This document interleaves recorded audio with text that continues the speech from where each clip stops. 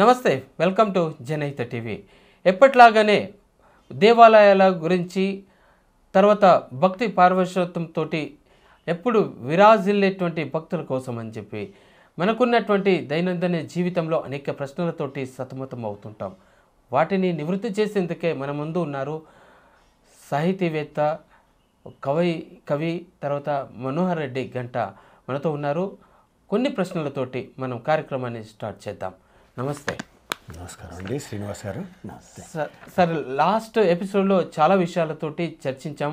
ఇప్పుడు వాస్తు శాస్త్రానికి ఆగమ శాస్త్రానికి ఉన్నటువంటి ఏమైనా కనెక్షన్ ఉందా అని చెప్పేసి ప్రజల్లో భక్తుల్లో కూడా అనేక రకమైనటువంటి ఒక సందిగ్ధత ఉంది. దానికి ఏమైనా సమాధానం చెప్పగలిగేటువంటి ఛాన్స్ ఉందా? తప్పకుండా ఉంది సార్. మంచి ప్రశ్న. ఒక మౌలికమైనటువంటి ఒక ధార్మిక సందేహాన్ని మీరు లేవనెత్తారు. చాలా సంతోషం. ముఖ్యంగా వాస్తుశాస్త్రమైన లేదా ఆగమశాస్త్రమైన ఇది ఒక ధార్మికమైనటువంటి నియమ నిబంధనలకు, పూజా విధానాలకు లేదా నిర్మాణాలకు సంబంధించిన అంశమే.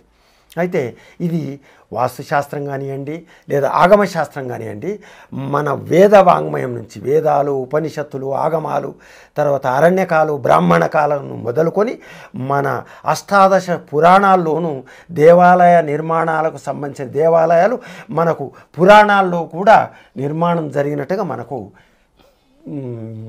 ఏది మన అష్టాదశ పురాణాల యొక్క విషయాల ద్వారా మనకు అవగతమవుతుంది.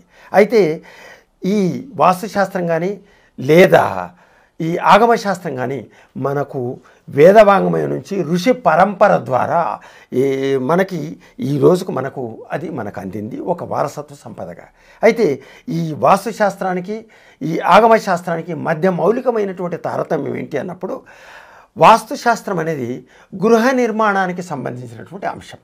ఉదాహరణకి మనం ఒక ఇల్లు కట్టుకుంటాం, అది వాస్తు ప్రకారం ఉండాలి అంటారు. వాస్తు అంటే ఏంటి అంటే, ఒక గృహస్థు ఏ రకంగా గృహంలో నిర్మాణం జరిగితే అతను ఆనందంగా సంతోషంగా ఒక ధార్మిక నియమాలకు లోబడి ఉండగలుగుతాడు అని చెప్పేదే వాస్తుశాస్త్రం.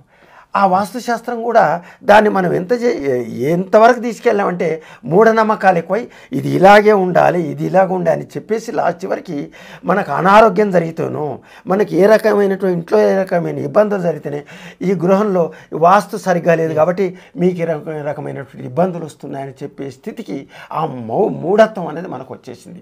వాస్తవానికి వాస్తుశాస్త్రం అనేది గృహం అనేది మన యొక్క సంతులనం కోసం ఆ దిక్కుల ప్రకారంగా మనకు వెంటిలేషన్ అంటే వెలుగు, తర్వాత వాయు ప్రసరణం ఇవన్నీ సరిగ్గా ఉండే రీతిలో ఆ గృహం నిర్మాణం జరగాలని చెప్పేసి వాస్తుశాస్త్ర ప్రకారం నిర్మాణం జరగాలి.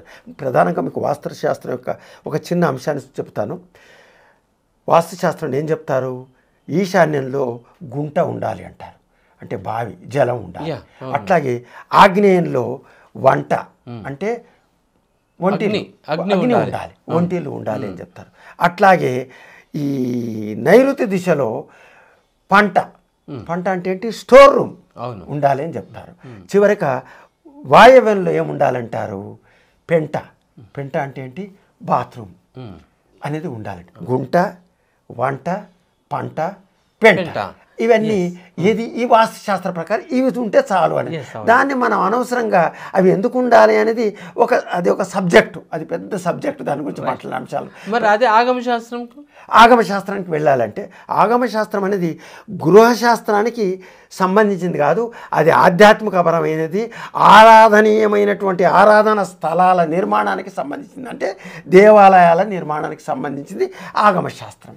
అంటే దైవ నిర్మాణ కార్యక్రమం, మూల విరాట్టులు కానీ లేదా దేవాలయాల నిర్మాణాలు కానీ, అట్లాగే ఆ దేవాలయాల నిర్మాణాలతో పాటు ఆ విగ్రహాలను ఎలా ప్రతిష్ఠించాలి అనే విషయమే కాకుండా, విగ్రహ ప్రతిష్టాపన జరిగిన తర్వాత దేవాలయ పూజా విధానాలు ఎట్లా ఉండాలి అని సమగ్రంగా సాకల్యంగా వివరించే శాస్త్రమే ఆగమశాస్త్రం.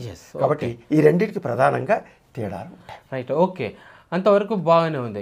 మరి దేవాలయాల నిర్మాణంలో ఏదైనా విశిష్టత ఉంటుందా? ఏ రకమైన విశిష్టత ఉంటుంది? దేవాలయ నిర్మాణంలో ప్రత్యేకమైనటువంటి విశేషమైనటువంటి విశిష్టత ఉంటుంది. అది మనం ఇంతకుముందే చర్చించినప్పుడు దాని గురించి మీకు స్థూలంగా చెప్తాను. అది మనిషి యొక్క దేహంలో ఏదైతే షట్చక్రాలు ఉంటాయో ఆ షట్చక్రాలకు అనుగుణంగానే దేవళం అంటే దేవాలయం కూడా ఉండాలి అంటారు. షట్చక్రాలు అంటే ఏంటి?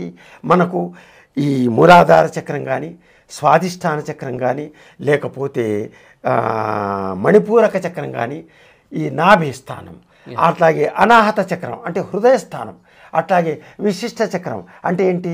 ఈ కంఠస్థానం, ఆ తర్వాత ఉండేటటువంటి ఆజ్ఞాచక్రం అంటే శిరస్సు స్థానం.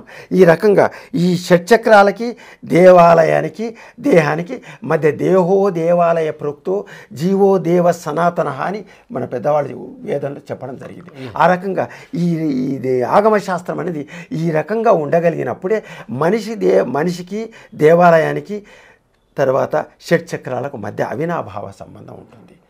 ఆ రకంగా ఉండగలిగినప్పుడే ప్రశాంత చిత్తుడై మనిషి ఎలా ఉండగలుగుతాడో ఆగమశాస్త్రంగా ప్రకారం నిర్మాణమైనటువంటి దేవాలయాలే అవి ఒక శక్తి స్థానంగా కలిగి ఉండి అవి మానవుల యొక్క అభ్యున్నతికి పురోగతికి ఆధ్యాత్మిక కేంద్రాలుగా విలసిల్లగలుగుతాయి.